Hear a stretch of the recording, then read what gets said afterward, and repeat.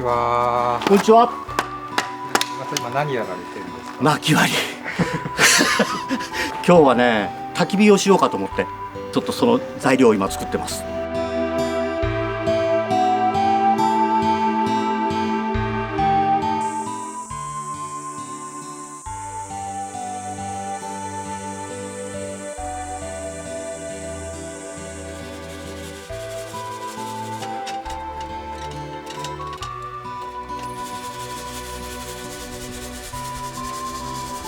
今日はですね、ここにお友達が来るんでコーヒーを入れてあげようと。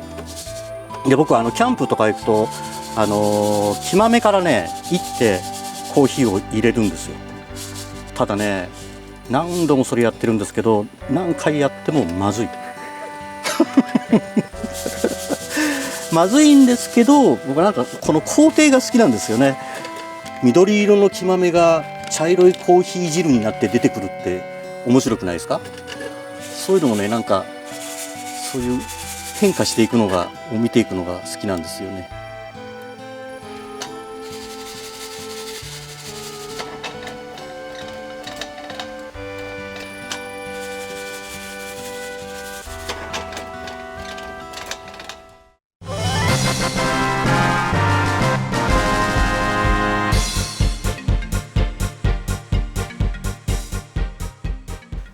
ゲーム音楽っていろんなタイプの音楽作んなきゃダメなんですよね。こうバトル曲とかオープニングの壮大なシンフォニーっぽいやつとかいろんなのを作ってるんですけど、僕ね、でも実はね、一番得意なジャンルって歌物ですよ。歌物もその今の J-POP みたいなじゃなくて、もっと古いなんかピアノ4つ打ちのバラードみたいのがすごい得意だし、これからもね意外とそういう穏やかなバラードを作っていきたいなとは思ってますね。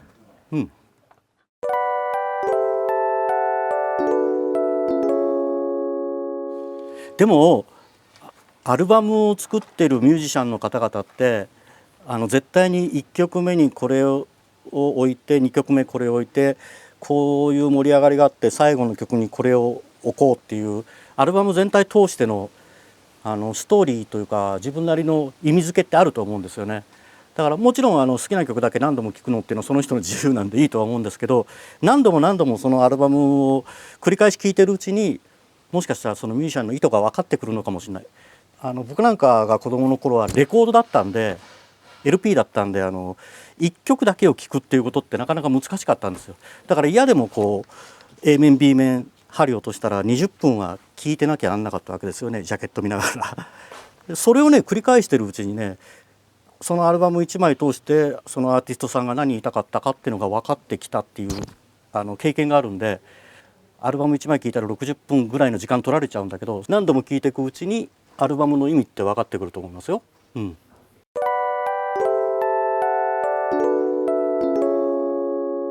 サックスは一切上達してません。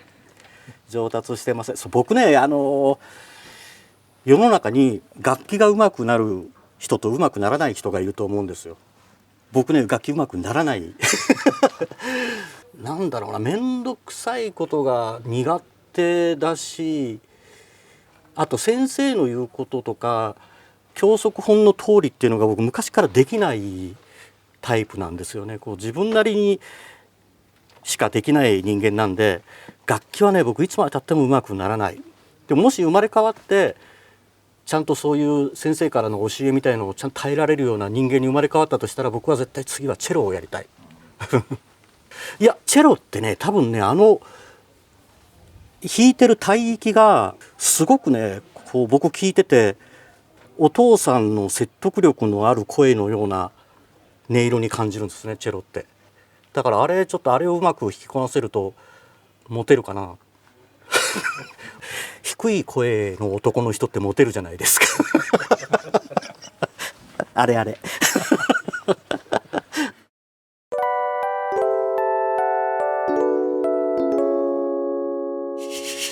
高知の思い出、18ぐらいまでしかいなかったんで、高知はお酒で有名なところなんですけれども、高知で酒を飲んだことがないという残念な人生なんですけれども、子供の頃の思い出しかないですけど、僕大概高知城っていうお城があるんですけど、その周りですごい過ごしてて、ボーイスカウトに入って、まあその頃からこんなアウトドアみたいなキャンプとかやってたんですけど、高知城の周りでボーイスカウト焚き火をしたりとかそういうのはよくやってましたね。だからお気に入りの場所っていうのもどうしてもそういう遊んだり学校行き帰りに通ってた高知城のあたりになっちゃいますかね。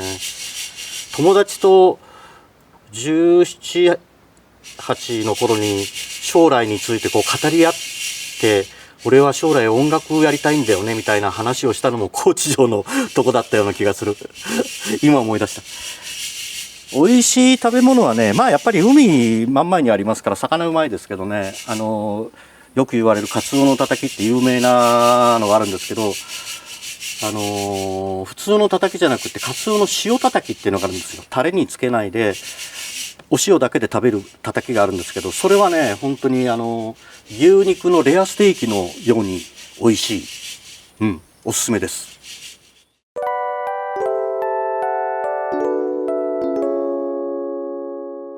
サックスなんかが学校生活の終わりとともに縁が切れましたっていうことは、学校生活では触ってたっていうことじゃないですか。だから大人になっても誰かと一緒にバンドやるとか吹奏楽やるとかオーケストラに入るとかして自分の出番とかを作ってると嫌でもやり続けることになるから、それがなんか自分の好きな楽器になっていくんじゃないのかな。どうなんでしょうかね。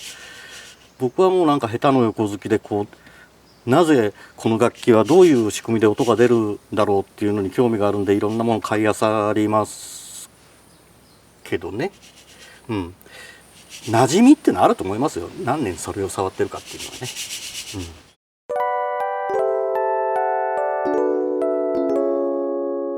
この間3月にね初めて富士山のふもとっぱらっていうまあ有名なキャンプ場に行ったんですけど、そういうとこだと広大な敷地にたくさんの人がテント張ってるし、トイレは水洗だしウォシュレットだしシャワーもあったかな。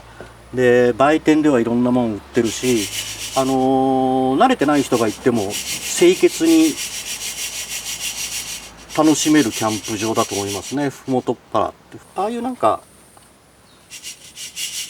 清潔感のあるキャンプ場から始めるのがいいんじゃないでしょうかね。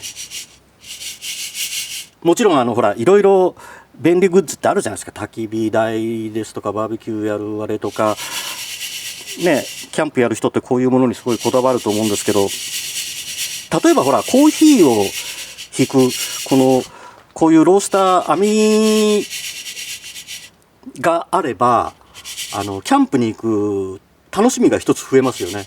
キャンプに行ってコーヒーを気まみから行ってみようっていう。キャンプやるのってキャンプギアを集めるのも楽しみの一つですしね。僕もいっぱい持ってますしね。持ってることいっぱい持っててもね、結局持っていくもんってすごい限られてくるんですよ。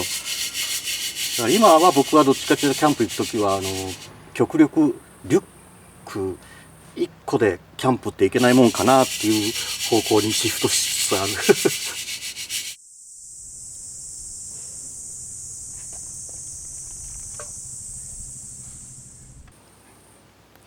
こんにちは。お疲れ様です。お疲れ様です。来ました。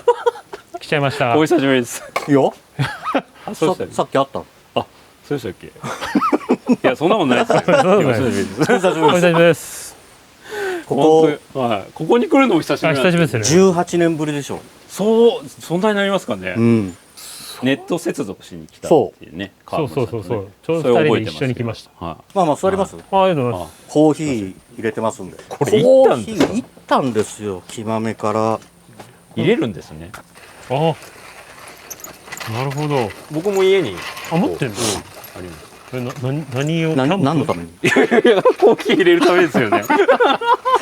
なんか便利な機械もあるじゃないですか。なんかか赤ああるあるある電気よね、うんやっぱ違うんですか、いやいや僕はそういうこだわりじゃないんですけど、たまたま実家にあったやつをお持ーってきただけなんですけど、俺ねその借りたの電動のやつあるけど、うんあっちの方が全然いいよそりゃそうです結構疲れるんですよそりゃそうですあそうなんよですねでもこれ失敗するんですよね、これから。失敗するよいやまあじゃあはいこれねキャンプだアウトドアだったら何だっていいんだよ、はいうまいとかまずいとかそう関係ないんだよ関係ないですからね、はいはい確かに。すごい。なんか良さげの豆っすね。木豆見てわかるんだいいか悪いかいやわかんないです嘘つい相変わらず嘘つきだそうね、すいません。どうでしょう相変わらずいい加減で。でだじゃああ、すごい、初めてです。成功するのになって、いやうまくいかないってそうですね、でも初めての成功っていうこのカメラ。初めての成功、はい、可能性もありますか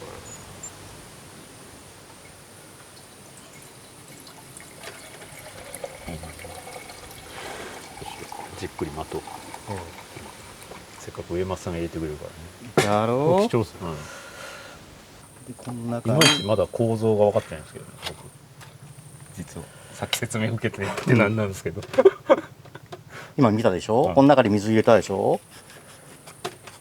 覚えてる覚えてます。水ってわかる水はそうですね、なんとなく。でここに豆を入れるでしょ豆入れました、はいはいはい。これは僕の経験から言うと明らかに多いですもうまずい。まあまあまあいいです。いやいやあ、まあそうですね。明らかに多いですねまあそうです川本さんキャンプとかするんです全然知らない。か。ね、僕もあれなんですけど、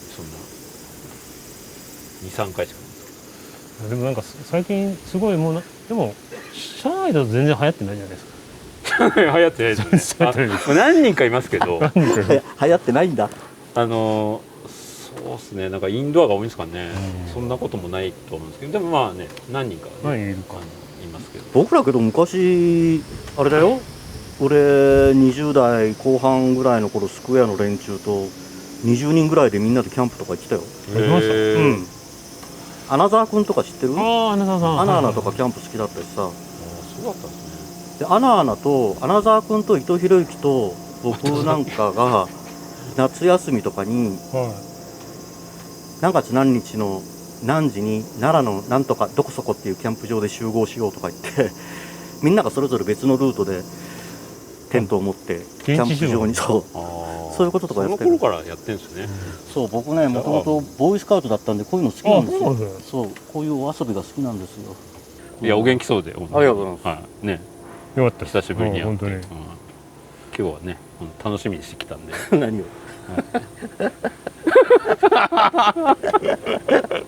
なんかあれですか。おかしいですか。君の存在がおかしいんだよあ、そうかもしれないです。得な性格だと思うよいやいや、そんなことないですよ。そんな、すいません。本当こんなんですいません。ちょっと服の髪っぽいとこあるじゃあ、んまあそうですね。そうですね。なんかこう異性いたらその場がこう笑いに包まれんじゃんそれはありますよね。そうですか。そんなんないでしょ。場が和むっていそうそうそうそれは素晴らしい天性ですよありがとうございます。コーヒーまだですか。まだ結構かかるんですね。あんまいないよね異性みたいなあ、そうですか。タイプってねあいないですね。わかんないですけどね、自分じゃ。俺異性が怒ったところって1回しか見たことないあ、の僕も一回。そうなんです上か。松さんと僕一緒じゃないですか。あ、でも僕逆に僕上松さん怒ったとこ一回しか見たことないです。それ何確かこうデバッグでチェックしてて、どこかのイベントシーンかなんかがのボリューム、効果音と曲のバランスがなんか悪かったんですよね。へえ。そこで僕が作ってたところじゃなかったんですけど、まあそこじゃあちょっと調整し忘れちゃったんですかねみたいな感じでこうポロッと上松さんに言ったら「そういう問題じゃねえ!」みたいな。すいません。どういう問題だったんだろうねわかんないですあ、忘れてただけじゃないですかみたいな感じで僕は言ったんですよ。そしたら「そんな忘れてること自体がね、あーお前もチェックしろよっていうことかなはいそうだったと思うんですけど。初ここでめて聞いた。いや川森さんいましたけどね。ダメじゃんあ、そう。俺その伊勢に切れたのが人生で初めて切れた時だ。ああそうだったんですか。覚えてないし。そうっすね。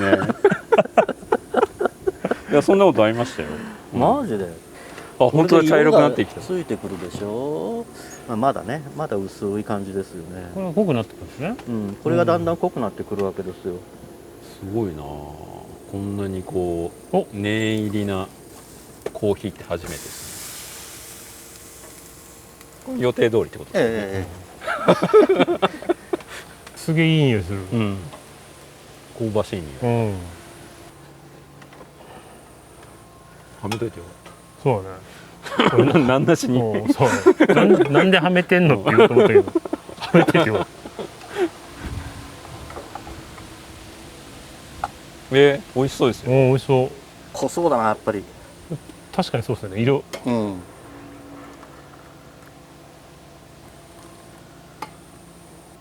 ありがとうございます。ありがとうございます。出来たてのコーヒーです。ありがとうございます。美味しいかどうかはどうでしょう。じゃあいただきおます。いただきますお久しぶりです。お久しぶりですお久しぶりです。お久しぶりです。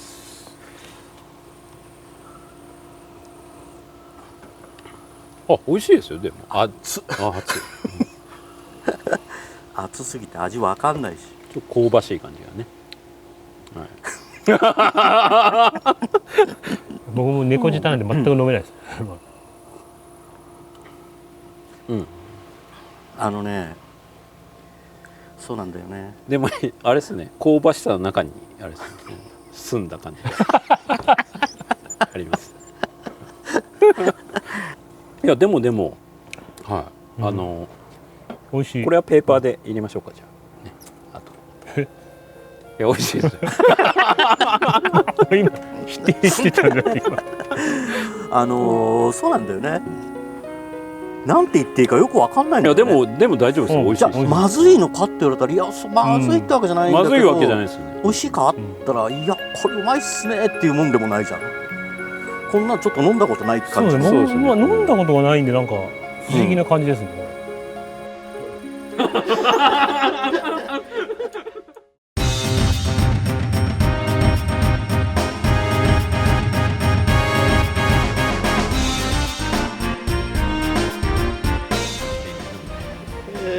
うなぎ。朝甘い派。あ、ごめんなさい。ビールかワインか日本酒。お、ジェネシス。ジェネシス。全然買ってないです。CD はパトリック・モラーツ。リンスがいらないやつ、名前わかんないや。好きなお酒ありすぎて。ありすぎて。レッドツェッペリンの4枚目。あ、なるほど。チャチャも入れれなくて。そうですね。早かったですね。いやいや、なんで朝の方がいいんですか。朝に仕事をしてることが、僕本当5時か6時ぐらいから仕事してるんで、夜は逆に6時以降はもう飲んで、うん。 10時にはもう寝ちゃってるんで、あんまり夜って僕にないんですよ。はいはい。確かに知らないです。会社にいらっしゃる時からもうなんか朝からきっちり仕事されてるイメージですよね。そうそう、これ意外だったんですけど、僕。僕ね、そうです、お菓子たまに自分で作ったりするんですよ。今のさっきチョコ。意外でしょ。甘いのが好きなんですね。大学生の頃酒飲むようになるまではすごいケーキの食べ放題とかすごかったよ。へえ。あ、でもお酒飲む人はなんか甘いのを好まないっていう、こう酒飲まない人間にとってはそういうの噂刷り込まおれてる。酒飲むようになってからはあんまり甘いもの食べなくなったけど、あれ？最近またなんかちょこっとね、お菓子はね作るのは好きなんだよ。あ、なるほど。フィナンシェ作ったりしますよ。フィナンシェ、なんでフィナンシェっていうか知ってる？全然わかんない。あえてファイナンスで金塊の形してるから、ああ、確かに金塊っぽいですよね。こう帰って嫁さんに自慢してる。あ、僕同じこと言えばいいんですね。これはもう絶対ジェネシスですよ。もう過小評価、あんな過小評価されてる音楽ってないですよ。特にね1枚目から5枚目ぐらいまではね、もう他のどこでも聴けない、味わえない音楽ですよね。ピーター・ガブリエルっていう人がボーカル取ってた頃の初期の5枚は素晴らしい音楽ですよ。もう、このために8時間ください。8時間語ります。なるほど。ピーター・ガブリエル。ああ、これが答えられなかったんだ。これは多すぎて、そのなんだろうね。最近の中で一番感動したのは、キリンかなんかのスプリングバレーっていうビールがあるんですよ。赤い缶の。あれはね、ホップがここまで効かせた日本のビールって初めてだった。ホップのそんなに香りが。違うんですか。うん。へホッえ。プの香りが強烈でね、スプリングバレーは際立ってた。まあ高いですけどね、それなりに。うん、これもまあいっぱいあって1枚っていうのはなかなかですけど、やっぱり中学生の時にテンション上がったな、あれ。レッド・ツェッペリンの4枚目は。こんな興奮させてくれる音楽が世の中にあるんだっていう。今聴いてもかっこいいですからね。かっこいい。うん。で、そう解明できないことが当時っていっぱいあるじゃん。要するに録音が今のデジタルみたいにこうクリアじゃないから、はい、あそこどうやってるんだろうっていうのがいっぱいあるのよ。なるほど。でしかもタイトにジャストに縦が合ってないからさ、あ、そうですね。譜面に書くとき3連なのか、こう普通の16がよれてんのかっていうのが分かんないじゃん。分かんないです。分かんない。クリムゾンの1枚目のさ、途中のリフなんかいまだにバンドのやつだと揺れるもんね。いや、そのふわりはこっちじゃないの、いやこっちでしょ。ああ、なるほど。いまだに分かんない。で今さ、ものすごいゆっくりに再生できるやつあるじゃん。音程変わらずに、あれで聞いたらもうぐしゃぐしゃなんだよ。合ってないんだよ。ものすごい速いテンポで合わせてるからみんながピタッと合ってるように思えるけど、あれで聞くともうベースもサックスもギターも太鼓もずれてるの。だからもう書きようがないんだよね。誰に合わせていいか分かんない。そこがいい。そこがいいんだろうね。要するにそれはどういうことかっていうと、リズムってこことこことここじゃないじゃん。リズムってこっからここに至るまでの膨らみと沈み方だからさ、このタッタッタッ、リズムってそうじゃなくてタンタンタンっていう途中経過がなきゃダメじゃん。でもデジタル、僕らがコンピューターで作ってるのタッタッタッってここに合わせるじゃん。でもアナログだとみんな手弾きだとタンタンってここの間が空気中に行くわけよ。曖昧さがこのなんかタンタンって次へ行くまでの振りの無知がしなるようなあれが生まれるんじゃないのかね。ならではなんですかね、当時のね。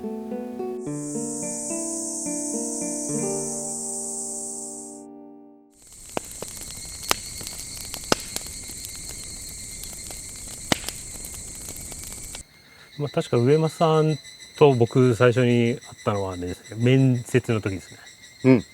はい。あ、そうだったんですね。上松さん、中村さん、確か赤尾さん。僕効果音だったんでね、上松さんいらっしゃらなかったんですけど。そうだよね、合ってないよね。で確か面接の時はなんかあんまりはっきりは覚えてはないんですけど、ゲームって容量、音楽の容量少ないけど大丈夫かって言われたのを覚えてるんですよ。CD ロムでやってるから普通に音楽鳴ってるかなとは思ってたんですね。でそして入ってみたらその内蔵音源っていうので、全然その音楽の出し方が違うっていうのがすごいびっくりしました、ね。あれびっくりしましたね。僕もそうでした。ゲームってこうやって作られてるんだって。そうなんですよ。みんなね、普通に音楽作ってるのと同じように音楽作ってそれ鳴らしてるんだろうとか思ってる人もいるけど、あれはね、もうどうしてもゲームって容量との戦いっていうのがあって、あの当時だったら PS だったら CD ロムの容量ってもう決まってるから、その CD ロムの容量全部音楽使えるわけもなく、絵もあればプログラムもあればね、いろんなもので割っていかなきゃなんないじゃん。分け合っていかなきゃなんないじゃん。でっかい容量使えばいい音にはなるんだけど、そのでっかい容量を一瞬で使った時点で遅れが生じるわけじゃん。その読み込みの時間とかでね。スクエアの当時の PS よりもいい音を出してるところはもっと他にもいっぱいあったの。でもどうしてもこう音楽が切り替わる時とかに空白が音楽も絵もストップしちゃう間が生じるわけじゃん。読みあれ込みでね。そう読み込みのためにね。であれがね僕はなんかすごく嫌で、いい音にするためにいい絵にするためにゲームが途中でストップするっていうのがなんか違うような気がして、多少音色を落としても絵の質を落としてもスムーズにバトルに入っていくべきじゃないか、スムーズにムービーに入っていくべきじゃないかっていうのを常々思ってて、だから僕はね FF7 の頃にわざわざそれまでのカートリッジから CD ロムになったんだけど、ストリーミングみたいなでっかい容量を使うのは選択せずに全部内蔵音源で常にこう持たせて PS の中に瞬時にこう音色も音楽も読める。だから音楽の読み込みで遅れっていうのはセブンって一切なかったはず。そうですね、なかったね。だからそういうのも経験してるから、多分川森とかの面接の時には普通にサンプリングでいい音を取って鳴らすわけじゃないよと、はい取った音を圧縮して即座にこう鳴らしてなおかついい音じゃなきゃダメなんだよっていうことを言ったんじゃないかなと思うけどね。思ったよりなかったですもんね、うんその容量。容量ないでしょ、今は思う SPU っていくつでしたっ512キロけ？512キロですよね。で多分「ファイナルファンタジー7」の楽曲入ってすぐ僕も確認したんですけど、多分音色全曲が多分300キロ以内とかに収まって鳴らしてるんですよね。よく作ってたよね、あの頃って。でなんか僕その頃はなんかもちろん少ない容量なんでなんか一瞬もちろんチープな音かなって思った部分もあったんですけど、なんか年月を経てみるとやっぱりその内蔵音源で鳴らすからこそその音程離れたサンプル、この C3 で撮ってるんですけど、C5 で鳴ったりとかして、なんかそれがなんかすごくなんか味になってるっていう感じがして、でなんかもうその部分がすごくなんかその FF7 の音楽のなんかもちろん上松さんの楽曲の部分もすごいと思うんですけど、なんかその音色のその鳴り方の部分、内蔵音源の部分でもなんか独特な味になってて、すごいなんか印象深いものになってるのかなってすごく思ったのをすごく覚えてますね。あれはね要するにこうサンプリングした付近の音色っていうのが一番美味しくて使いやすいんだけど、あえてこうオクターブ違うところにすると突拍子もない音になるじゃん。はい、なります。あれをね逆にこう積極的に利用して面白い音にしようっていうのは、それは上山さんあったんですね、制作の時に。それはやってた。なんかもう本当に多分あの頃のスクエアのエディターといいますか、赤尾さん作ったドライバーじゃないとなんかもう出ない質感。あれは特殊でしたね。スクエアならではだったんじゃないですかね。もちろん音楽だけじゃなくて効果音もね。効果音もそうですけど、あれも全部赤尾くんが一から作ったやつだからね。そうですね、もう本当にテキストベースのね、エディターですけど上からこう命令書いてって、だ相当凝ってるはずだよ、セブン8あたりの赤尾のプログラムって。小さい容量でもうたくさんのね、音を表現できてたね、時代ですよね。なので僕上松さんと最初に仕事させていただいたのが「ファイナルファンタジー8」なんですけど、ファイナルファンタジー8だと1曲の楽曲の中で半分だけ音色を読み替えできるっていうシステムになって、セブンの頃とやっぱりその音色の感じで全く変わっちゃったとは思うんですね。一曲一曲ちょっとだけその音色のカスタマイズができるようになって、確か FF8 ではストリングスの音色はもうずっと常駐で載ってたんですけど、それ以外の音は曲ごとに読み替えれるようになったんですけど、やっぱり7と8でだいぶ音色の感じが変わったのはあるんですけど、やっぱりその8作ってる時になんか7もやっぱりすごく味があったなと思いながら初めての上松さんとの作業してたのを覚えてますね。使い倒してましたよね、だから SPU をね。常駐とあと曲ごとの読み替えみたいな感じで、結構ね地味にね知られてないけどゲームの曲ってなんか今何かが鳴ってて次の曲になる時ってこの曲が終わって次の曲が鳴り始めんじゃん。で僕それが嫌だったんで、今鳴ってる曲と次の曲が鳴る時にクロスフェードってできないのかっていうふうに赤尾くんに相談して、あれはねやってもらったよ。確かにできますね。そうだからフィールド上の音楽が流れて街に入ったら、フィールド上の音楽の音量が絞られて街の音楽が同時になり始めてクロスフェードしていくっていうのをね、あれ PS からだったのかな、スーファミの頃だったのかな、なんかそういうのをね地味な努力を赤尾くんとよく朝朝6時とか会社に行ってそうみんな社員が来るとサボっちゃうから遊んじゃうからみんなと一緒にだから朝6時から2人で会社に行って2人でああだこうだ言いながらね作ってた。クロスフェードも試行錯誤の時代だったんですね。うん本当ね。そうだね。でまあ僕はね効果音で、うん採用されて、まあ、アルバイトから入ったんですんであれなんですけど、まあ面接の時はね上松さんいらっしゃらないで、中村さんとかね、うんそこの上司の方の面接で入って、まあ、上松さんとね直接関わったっていうのはね FF9 がうん初めてで、まあ、それまではまあね一緒の偉い人だったんでサウンドして、うんはい、そんなに東京では接触ってあんまりなかったかもしれないよね。そうですねなんかでもあれですねまあファミ通で見たことあんなみた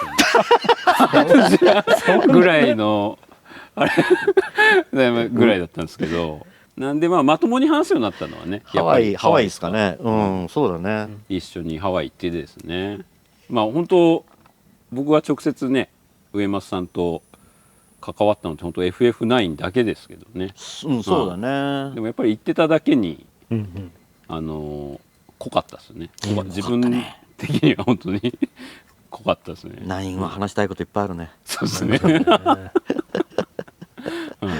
いもうだから川森さんもだからあれですよね8とかなんで8になったんですかね最初あれは、もう本当にあれですけど上松さんの部屋でじゃんけんとかでしょそうじゃんけんでちょうどちょうど僕と一緒に入った岩崎がいて、で上松さんが FF どうするみたいな感じになってでまあじゃんけんで決めるかってなってで僕がじゃんけんに勝ったんです。それで僕担当なるほどはいまあ言われてイエスサイエスサーイエスサーとは言ってないよね。そうですね嘘つきました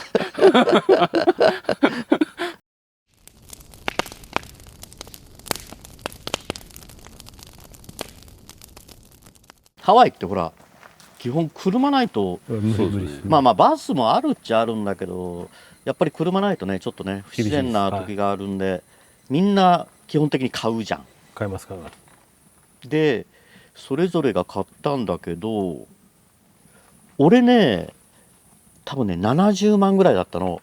あホンダの CVR っていうやつかなちょっと四駆っぽい。はいはいはいで友なの多分ね仲間内では結構高い方だったと思うね。まあもちろんベンツとか買ってるやつもいたけどまあ置いといてで川森がシボレーを買っシたんだ。ボ買いましたよ。あれいくらだっけ？あれでも結構高かった気がしますよ4000以上はしてますよ。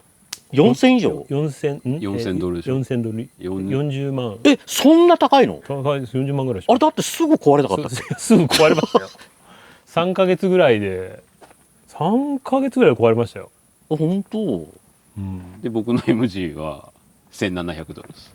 17万。はいそうなんですけどなんであんなの買っちゃったんですかねイギリス車をねハワイなのにねでよくなんか壊れてたよね。よく動かなくなってたよね。というか買ってじゃあ納車ですってなってまずあれなんですけどありがとうございますって行くじゃないですかバーッと敷地出ようとするじゃないですか、もう動かなくなりましたから敷地出れずっていうもうしょっぱなから来れちゃうからね僕、当然それは直してもらえるよね。当然直してもらいましたよ、はい、直してもらったんですけど直した後もやっぱりあれですよねもう綱渡りでしたよねあれハイウェイで止まったって言ってなかったっけ？ハイウェイはガス欠で飛ばそんなことありましたよく覚えてますね僕は忘れてましたよそれは自分の責任か。いやガス欠はもうだからメーターもうよくわかんない感じになってて、まあ確かにギリギリだったんですけど、止まっちゃったんですよね。確かにありました、あったよね。したらもうあれ高速道路のど真ん中だったんでねほんと困っちゃったんですけどなんかお金持ちのハイヤーが電話付きの、まだ携帯電話がそんな普及してなかったんで、止まってくれたんですよねその高級車が。で電話使っていいぜみたいなこの車の電話を。そう中のそれで川森さんに電話してねうん川森さんっつって川森ガソリン持ってきてくださいここら辺で止まっちゃったんでってでもあの高速ってこう上下で分かれてたじゃないですか、うんうんうんよく会えたなみたいな今考えるとで川森何持ってったのガソリン僕持ってったんですよ。持ってって持ってってくれましたでももう今みたいにそのなんか携帯もないんで場所わかんないんですけど、走ってたらなんか道の脇で車止まってこうやってるこうやってる伊勢くんが見えて、あーってなっていやだからもうラッキーでしたよね、あれうん止まってくれなかったらうん本当に電話もできなかったし、そもそも、川森さんよく見つけれたね。そうですね、だから川森さんに甘えっぱなしでしたよ僕は。だから、知ってる。はいあでも川森さん買った日に事故りましたよ僕自分ました。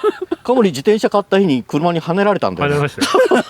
跳ねられたんですけど僕英語がわからなすぎてソーリー僕が謝ってましたから一番やっちゃいけないやつだ。英語力っすよ、はい本当そのまま自分で動かない自転車を押して帰りましたからね今ね買って2時間以内ですね。もう早かったですね、早かったですもう、あれはもういい思い出ですけどね。まあハワイの思い出っていうのはそんくらいかな。あとはやっぱりまあホノルルマラソンですかね、マラソン走りましたね。走っまあ、てないけど上間。さんがねに無理やり走らされた感はいやそうかな。いや誘っただけじゃん。違うんですよそうだっけ。申し込んどいたからそうだったかな。申し込むからだったかもしれないです、イエスサーイエスサーね。イエスサーは言ってないよね。でまあそうですよね、何の前準備もなしにそう。やりましたね、でもね、俺走ろうって走るつもりは鼻からないんだけど、ホノルルマラソン出ようと思った時点から、はいもう全部歩くつもりだったの。はいはいはいはい。まあそういう話でしたね、そうだって俺普段何にも運動してない人間がさ、2.195だっけ、はい HQ それを走るのはちょっと無理だなと思ったんで、34ヶ月ぐらい前からね、朝起きてね、散歩を始めてたの。あやってたんですね。そうあ抜け駆けじゃないですか完全に僕らやってないですよね。走る何一つ前日までやってないですよねだだってほらナインのディレクターの伊藤君とかさ、はあの人たちも出るって言ってて、彼らはもうすごいガシガシに準備したやってじゃん。ましたよね。何ヶ月か前からもう走り込んで、竹本ちゃんなんかも。はいそう。だからまああいつらと一緒に走るのは絶対無理だから、俺最後まで歩けるように離脱しないように歩けるように、マジですか、少しは歩いとこうと思って。全然聞いてないですよね、うん。そんなそうだっけ話でも実際僕らの記録は残ってるんですよ。の本当にそうですね。8時間半覚えてますそうですね、厳密に言うと8時間29分何秒っていう、8時間半までが記録として残されるっていう、そんくらいでしたよね、そう、確かにね、だから最後に僕らがゴールに着いた時はゴールが片付けられてたんだよ。片付けられてたんですかそうね、片付けられ始めてて、はいやばいってあそうですね。そう最後。最後だけ頑張って急いだ。いやあれはきつかったっすよでも、うん僕もうゴールした瞬間もう立てなかったっすもん。だって切れるんだもん。切れましたね。あれそうでしたっけだから楽勝っすよって言ってたの伊勢は。言ってました言ってまし嘘トントントンとそんなこと言ってました僕もうゴールはマイケル・ジャクソンのムーンウォークっすよって思い出した前から言ってたんた。言ってで、ました。もうみんなもうヘトヘトだったじゃん、ゴール近辺って。そうもう一歩前に出すのもしんどいぐらいでさ、口も利かなくなってたじゃん。聞かなくなってましたねでも伊勢はさ、ムーンウォークでゴールするって言ってたからさ、伊勢さ、お前マイケル・ジャクソンのムーンウォークでゴールするって言ってるじゃんって、行けよムーンウォークとか言ったら、川森もそうですねそうだよ伊勢君ムーンウォークしなよ伊勢が切れて、そうなんですよね。そんなことんだら川森さんムーンウォークやってみろよそう生まれて初めて伊勢が切れたとそうですね。生まれて初めてかもしれないですね僕もちょっとあの後ショックで僕も無口になりましたね。っていうこれで切れるんだ。割と逆切れですよねいやあれは本当結局ムすいませんーンウォーよクせずそんなようにそんな余裕ない本当になかったですないっすよ。だからホノルルマラソンなんかさ、素人がそんな簡単にあれしちゃダメだよね。そうですね。いや上松さんにそれ言われたんですけいどやいやいやいや、いや歩くから大丈夫かなと思ってたけど、そうですね。僕もなんか大会の3日ぐらい前に新しい靴買ってましたからね。あそうそうそう買っちゃったんすかぐらいのねもう全然買っとくかみたいな感じで。いわゆる履き慣れてないやつではい40キロ歩いたわけね。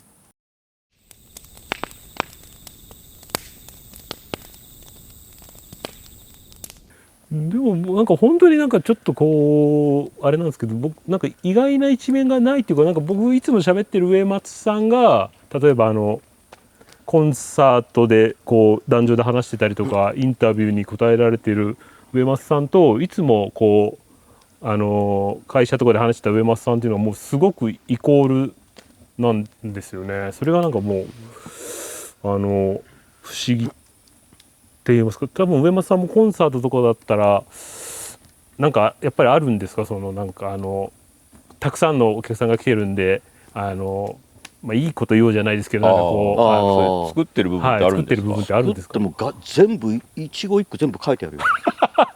そう僕そうなんですよね。僕とか本当にちゃんとしてる上松さんまあいつもちゃんとしてるんでしょうけどこの上松さんでしか接してないんですけどま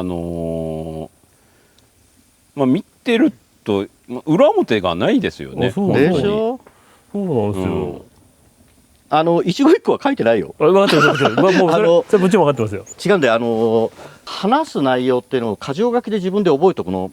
このこととこのこととこのことについて話そうってどれかを話そうっていう風なのは自分でメモっといて、あれってさライブやってみるとほら隙間に何分空くかって分かんないじゃん。例えば5つ用意してやったとしたらその時にどの話をするかっていうのはその時々で決める。うん。なるほどなるほど。そうでも準備はしてるんですね。準備はしてる。ね今日ずっと話しててもまあありましたけど意外なところね。そうなんですなんかね。まあ意外とでもあれですよね上松さん一個ちょっと思ったらちょっと結構ずっとしつこく考える節ありますよね。それは秋っぽいんだよ。秋っぽいですか。やったあげくね。もういいやみたいな。それあるかもしれないです。そうだから突き詰めらんないんだよね何にもね。秋っぽいですよすごい。でも結構こだわるなって思いますけどね。そんな気になりますみたいな。その件についてみたいな。どうでもいいことは。意外とそういう一面はあるのかなって思いますけど。どうなんですかね。上松さんってあれなんですか、一緒にブラックベージュでライブやらせていただいたりとか、コンサートにこうMC で、出演されてる時とかでなんか緊張されることってあるんですか。すっげえ緊張。すっげえ緊張。俺もいまだにライブバンドにしろオーケストラにしろステージの横で吐きそうになってるよ。そうですね。本当に。そうなんですね。僕一緒にバンドやってる時も全然そういう感じはでもバンドとやっぱりあれですかMC で一人で出る時とやっぱ違いますかそういうの。同じ。同じですか。人前に出る前ってすごい緊張するし、ドキドキしてるっていうふうに思われたくないし、MC 話が上手い人っていうふうに思われたいし、堂々としてるように思われたいしって欲がいっぱいあるからさ、こうボロが出ないようにちゃんとやらなきゃならないっていう意識がある時はすごい緊張するんだけど、なんかね何度かやってるうちに気取ったって本当の自分以上のことなんかできないんだから、いいやもう見せられるところは全部見せちゃえっていう開き直り始めてからは多少楽にはなったけど、でも出る前は吐きそう。ステージに上がったらすごいもう全然平気。出るまでが嫌。いや、すごい嫌。僕から見てね2人のいいな羨ましいなと思うところが本当に明確にあって、川森ってさどこまでも優しいんだよ。いや本当そうですよね。僕も思います。それ本当何なのこの人みたいな。そう。いや俺思いますね。できないわ。僕川森さんいなかったら多分生きてないですもん。今この場に入れてないと思うんですよ。怖いですけどね。なんか穏やかなんだけど淡々とやるべきことはやってるじゃん。それやりますよね。はい、もちろん。でほら僕はもうちょっと自分を目立たせたいタイプなのよ。でも特にこう川森って自分から俺がっていうところもなく淡々とこうやってるじゃん。はいはいはい。あらすごいな。すごいですね。もう本当にあれですね、僕は何もできないからですよ。できないからなんかできることを淡々とやるかっていう感じですね。もう本当に。いやちょっと心配になるぐらいなんですよね。心配になるぐらい優しいよね。うんいやいや全然本当に。いやきっとでも周りのやつもみんなそう思ってるよ。いや思ってます。うん思ってると思いますよ。あんな優しいやついないよねっていいうやのは。でもなんかあれかもしれないですね。その会社入ってから思ったんですけど、やっぱりその曲を作ってる皆さんってなんかやっぱりそのなんか個性的な部分だったりとかとんがってる部分とかがすごくあるんですけど、なんか僕そこまでのなんか主張がないなと思うので、まあなんかそういうのがあって、まあとなったらまあみんなのサポートできればいいなっていうのが多分大前提にある感じなんで、そういうことがみんなできないんだよ普通。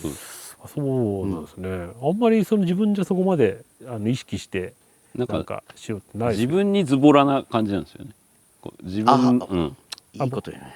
そう俺ね、じゃあ俺前から思ってたんだけど、川森って自分にズボラな感じがするんだよ。あそうそうそう。あいいこと言いますね。編集でこう上正さんそれだ。あまあそう僕ズボラっすね。そう自そうなんですよ。分にズボラなんだよ。ズボラですはい。そうだ。そうです僕自分適当いですね。やもう俺本当常日頃そう思いますもん。はいうん。本当に昔から。そうだよ。もっと自分を可愛がってもいいんだよ。うん。そうっすかね甘やかしても。はい。本当そう思いますね。思うにうんまあ川森さんがイラついてるとこ見たことないですね。ないね本当に昔から長い付き合いですけど。伊勢君はね、天才なんですよ。存在だけでね、この場を和ませる天才なんですよ。いやそうですか。何にもしなくていいのよ。あもマスコット的な。うこういうこの笑い声とこの顔が一瞬で周りを明るくするのよ。あそうですかね。うん。すいません。これなかなかでもそういう人もいないよ。あうん。いやなんか恐縮っすよそんな無理にひねり出してもらって。ひねり出しましたからね。幸せになるでしょこの声。もうそんくらいですかね僕はね。周りの人の不安を一瞬吹き飛ばすよね。うん。素晴らしいと思う。それはもう努力じゃなくって君の才能だよ。そうっすか。持って生まれた。うん。持ってた方がいいですかねこれ。いやそりゃそうだよ。うんその笑い声マスターしたいわ。そんななんかあれですかね僕おかしいですかね。変な。おかしいっていうか幸せになるんだよ。あよかったそれで幸せになってもらえるならね周りの人が愉快になるんだよ。あまあそう言っていただけるだけでねこう生きててよかったなって思いますね。これからも生きてみてくださいよ。そうですね。うん川森君ははい。ずっと効果音やってんの？効果音じゃない、効果音じゃない。それ一緒だよ。僕はもう今作曲とかはやってないの？今僕はあれですね、どちらかというとその音楽のディレクションだったりとか、そのゲーム中でどう音楽を鳴らすとか。あ、そうだ、そうですねそういう仕事やってるんだ。そうなんですよ。俺絶対そういう仕事って必要だと思ってたんだよね。いやもう本当に必要で絶対必要だよね。はい昔もさずっとさ作曲、ディレクターなり作曲した人なりがさここにこの音楽つけてっていうあれでしかなかったでしょ。